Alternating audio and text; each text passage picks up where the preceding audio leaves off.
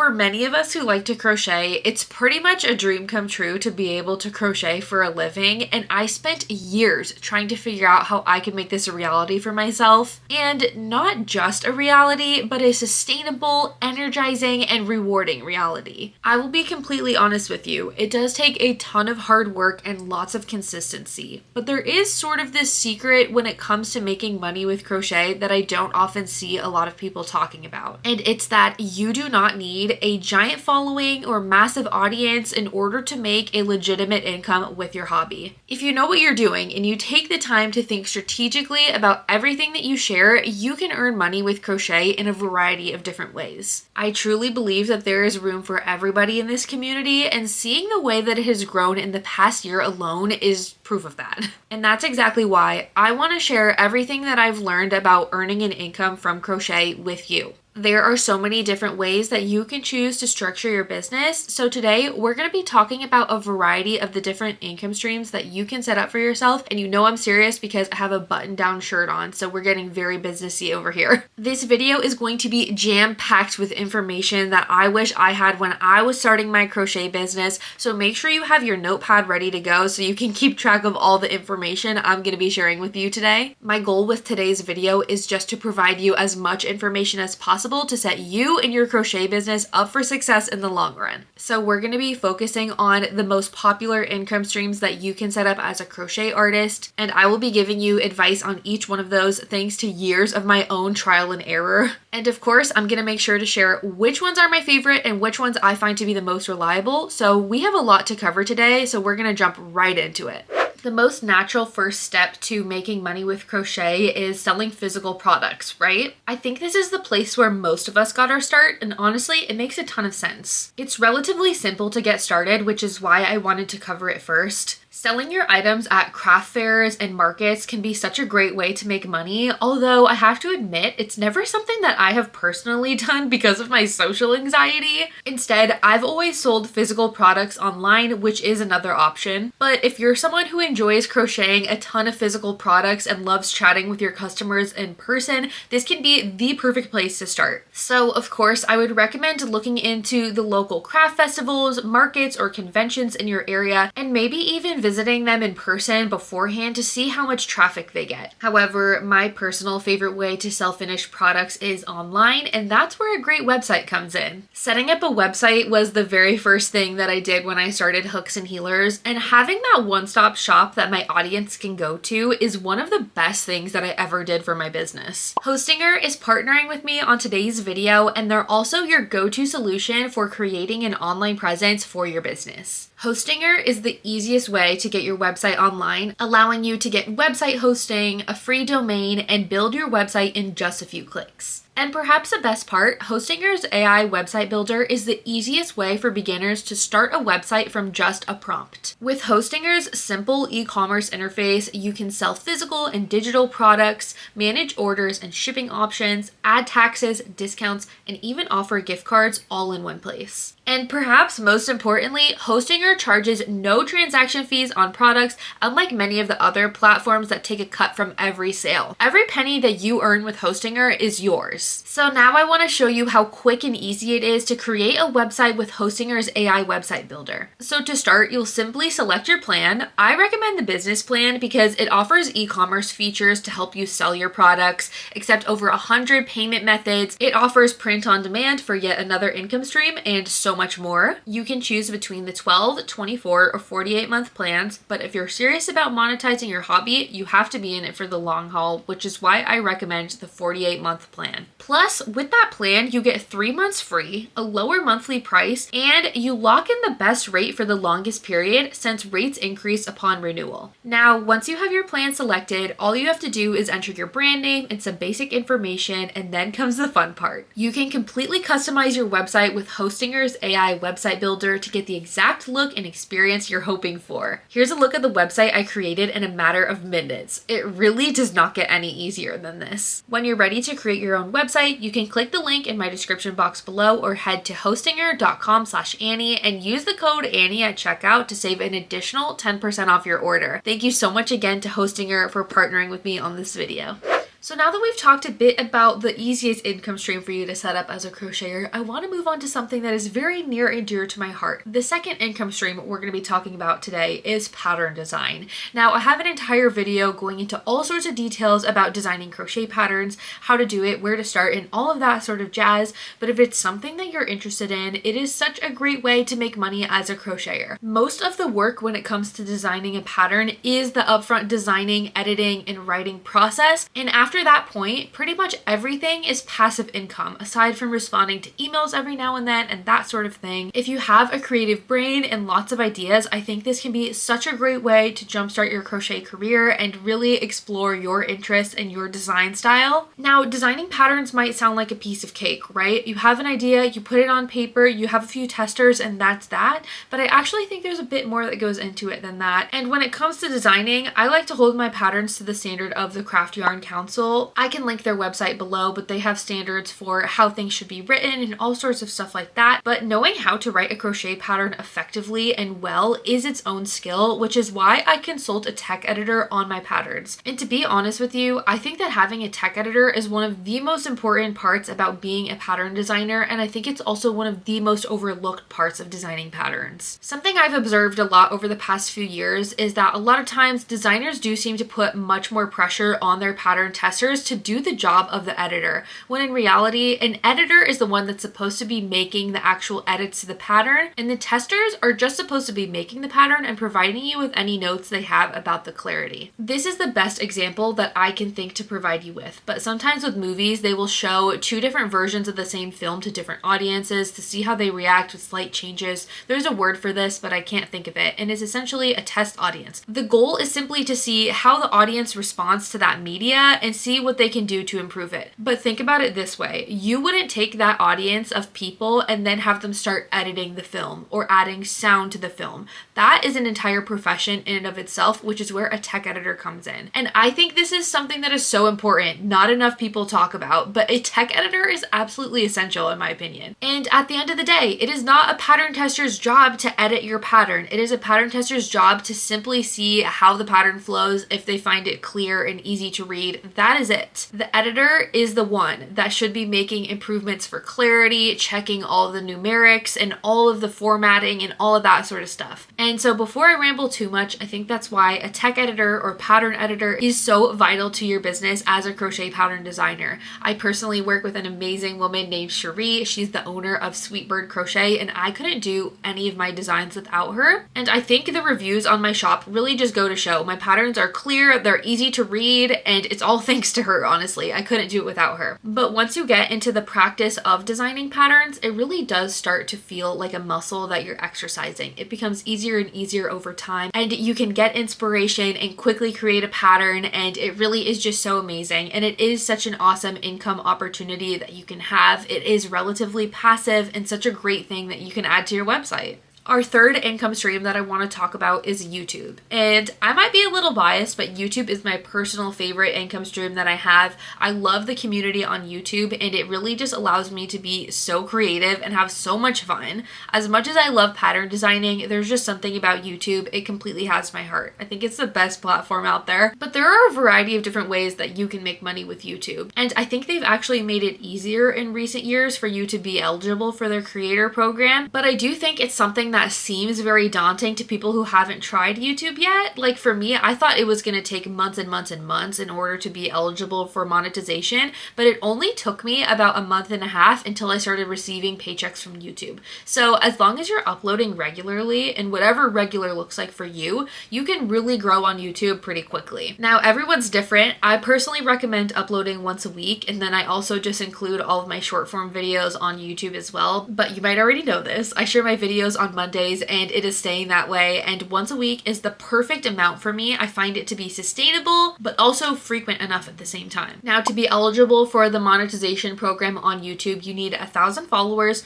which really is not too bad, and then you also need 4,000 watch hours, which I remember that was the part that scared me quite a bit when I started YouTube, and I actually hit 1,000 followers way before I hit those 4,000 watch hours. But if you're uploading videos that are over 10 minutes long, you can really hit it pretty quickly. And I remember towards the end of that month or so there, I was getting kind of antsy, so I uploaded a couple videos a week, and that really was enough to tip me over into the monetization program. And I will never forget when I got my first AdSense check. It was so exciting, and it really just felt like such a turning point. After so much trial and error and working so hard, I finally felt like I was starting to make money with crochet. And I won't go into specifics here, but ever since my first paycheck with YouTube, my income has been so consistent. That's one thing I was really worried about. You hear people talk a lot about how income is really not consistent, but if you're uploading regularly and you have a good audience and you engage with them, your income on YouTube can be very predictable. So I think that's something not enough people talk about. So we've covered AdSense on YouTube, but obviously there's a whole other way to make money on YouTube, which are sponsorships. And those typically come a little bit later. You definitely will have a monetized channel by the time you're doing sponsorships. And usually in the beginning, brands will reach out to you in exchange for gifts and things like that in order for you to talk about the product. But as time goes on, you definitely can earn money from having integrations in your videos. That's a whole other topic that we could get into some other time. But my first sponsored video ever on YouTube was with a brand called Ana Luisa, and they make beautiful jewelry that I've been wearing for years and years. So when they reached out to me, it just felt like such a cool moment. And I think that's another thing about YouTube that's really cool, is the amount of opportunity there is to work with so many of your favorite brands. And when it comes to finding sponsorships, I would say that 90% of the time, before I had a management team, they would come to me via email and then we would negotiate. However, there were some times when I would reach out to a brand and just say, hey, I really love your product. I would love to promote it on my channel. And that's definitely something that you can do as well if you are a newer channel. If you do have a channel with a smaller following, a lot of brands would still love to work with you, and it's always worth just reaching out to a brand if that's something that you'd be interested in. But just within the past few months or so, I have started working with an amazing management team, and they've taken so much of that off of my plate. And something I'm very bad at is advocating for myself, negotiating, and all of that. So they do a lot of that when it comes to my brand deals, and I'm so grateful for them. They are the most amazing team, and I could not do any of this without them, truly. I honestly don't know how I was operating before I had them helping me out, so I'm just so grateful for them. And if you are curious, my management team is Maker Watch. There are several other crocheters that I know of that use them as their management as well, so it's really nice because they know a lot about crochet and they know the kind of sponsors that I do and don't want to work with, because I do pride myself in taking only the best sponsors that I genuinely love and enjoy, so they really help make a lot of that happen. Now, those are just some of the basics of YouTube. If you have any more questions, this could be an entire video. I feel like each of these income streams could be its own video, but feel free to leave any questions you have in the comments below, and I'll do my best to answer all of you. Now, we're going to go ahead and move on to our next income stream, which is affiliate links. Now, when I first started, I thought affiliate links were going to make me way more money than they actually did.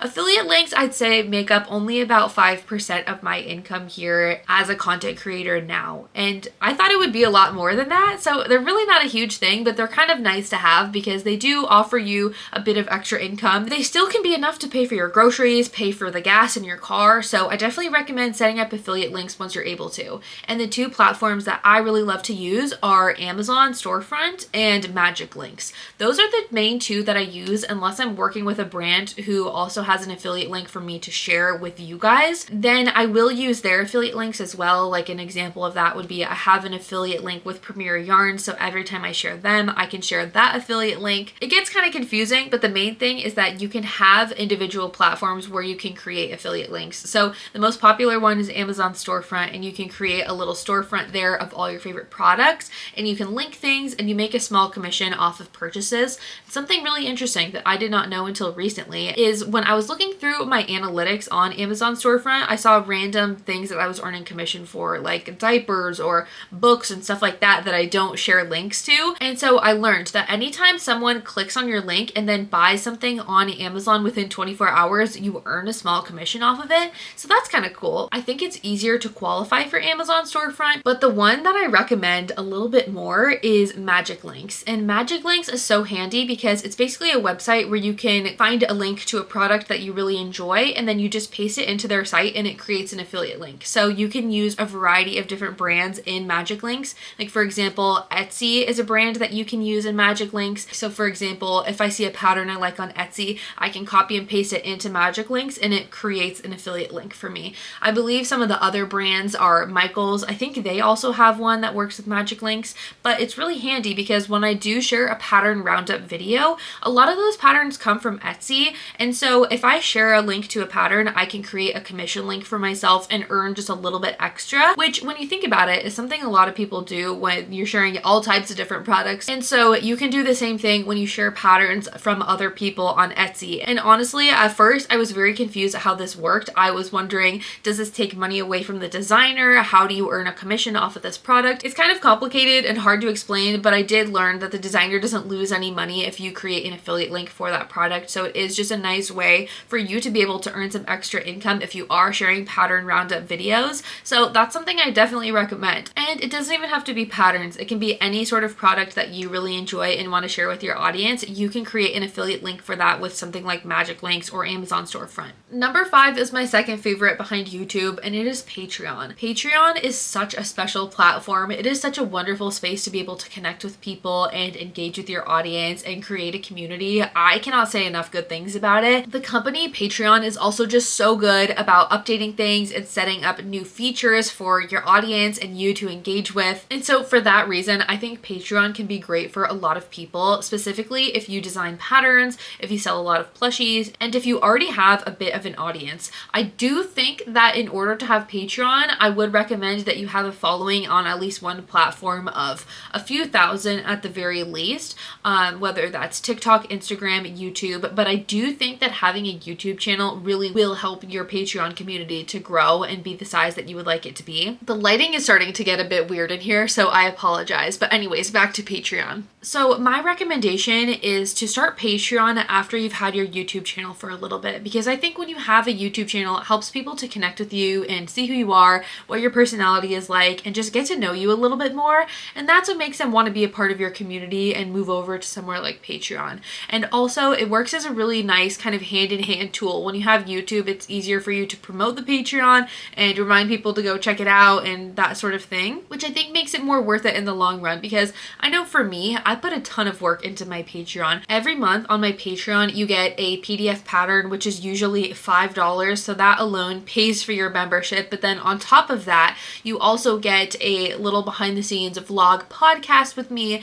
You get to do a tester call. You get all sorts of behind the scenes footage and pictures and the designing process. You get to give me feedback and help me make decisions about how I should design things. And sometimes we even do multiple patterns in one month. So for example, if I release a free pattern, the PDF will be on Patreon. So recently I did a pumpkin pattern for free on my website, and I didn't share the PDF anywhere except for Patreon, so they get that as well. And also they just know about things before everyone else. So it's sort of like this little secret community where they know what I'm doing like at least a week before everybody else does, if that makes sense. And there's so many different ways that you can choose to operate your Patreon. I just think it's such a fun way to connect with your community. But another really great tool that they recently introduced that I have not tried yet is on Patreon, you can now do live streams directly in the app. So that was something I was talking to them about earlier today, actually. I was like, should we do a live stream? Because I feel like that'd be fun. It's just nice to feel like I have an easier way to connect with my audience, and that's really what I love about Patreon so much. So the last income stream I want to talk about today is TikTok/TikTok Live. And this is the one I will admit I probably know the least about. So I think it was within the past few months or so, I just recently became a part of the TikTok Creator Fund,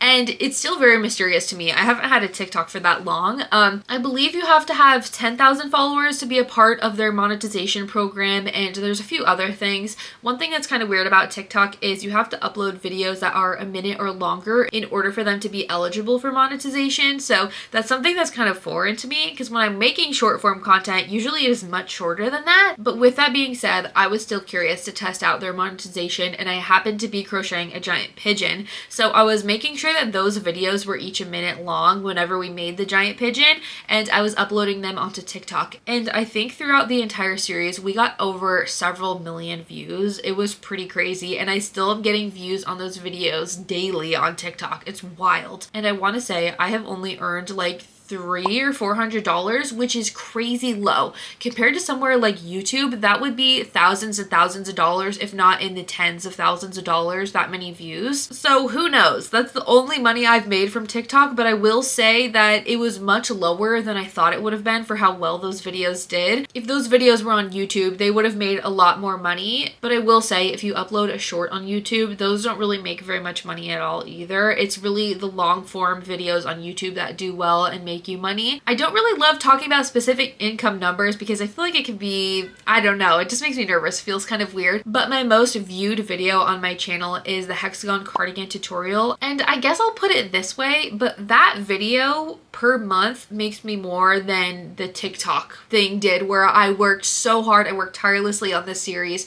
and I made a couple $100. Just having that one video, creating evergreen content like that video and having it on your channel, that alone will earn you more than the short form content that I shared on TikTok, at least in my experience. So those were the main income streams I wanted to share with you. I think it was 6 of them, but now that I'm thinking about it, there is another one, and it is Facebook. And I feel like not a lot of people talk about Facebook, but I believe it's one of the best platforms right now for short form content in terms of monetization. You can earn quite a bit of money with it. And the nice thing about it is if you have Instagram and you share something over there, you can just automatically have it shared to Facebook, and it makes it super easy.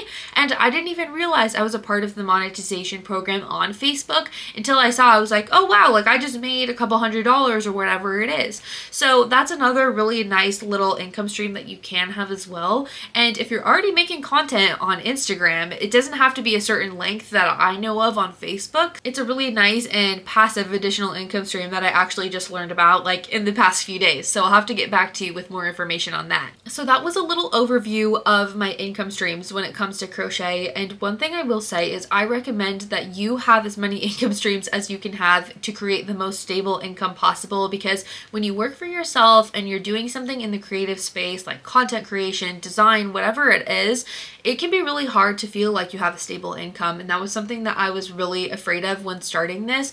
And so that's why I have my eggs in many different baskets, because you never know when one algorithm is going to change and you could end up with a paycheck that's much less than it usually is. It's nice to have those other kind of income streams going on, so you're always protected. And I say all of this to encourage you and let you know that it is absolutely possible. And I can't even begin to explain how grateful I am that I have created this community, and I have so many just kind and wonderful and creative people that want to watch my videos. It's sort of like a pinch me moment every time I sit down and film one of these videos. So I'm just so unbelievably grateful for that. But now I want to go ahead and rank these, since we're kind of on a little tier ranking kick here on the channel. It's just something that I love to do lately. So we're going to rank these in order from my least earning to most earning income streams. And this is probably different for every content creator out there, but I figured I would share it with you to give you a bit of insight, since I don't have the exact percentages. So in 6th place, we would have selling finished products, because it's something that I rarely do, if ever, anymore.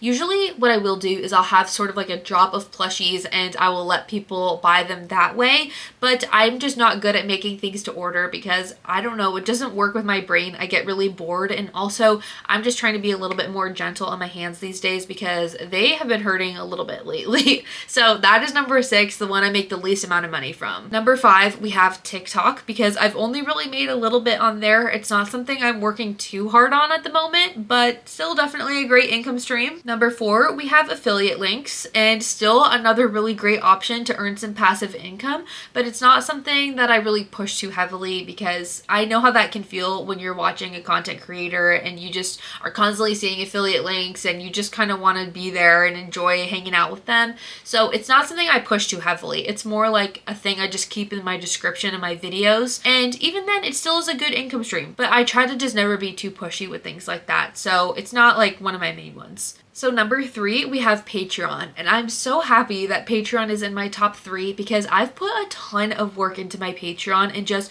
creating a community that people really want to be a part of.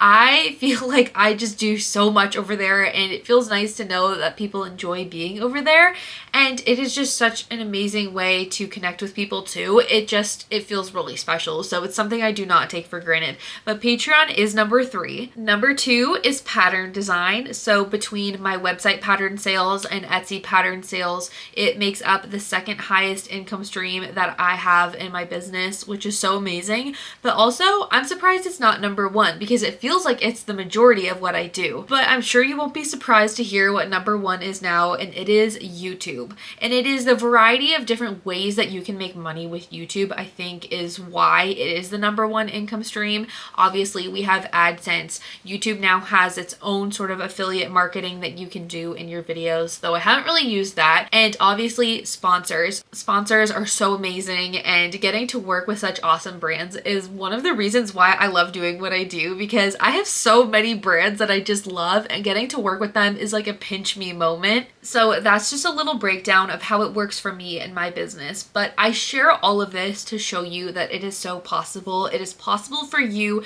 to earn money doing what you love. And it is something that I never had told to me. It's something I had to figure out on my own, and I didn't really believe. I didn't believe in myself. And so I just want to be able to be that person for you, to remind you that you absolutely can do it no matter what anybody thinks. I'll never forget, a few years ago, I was watching one of my favorite YouTubers, and I heard how much money she made from her AdSense and still had a relatively small following.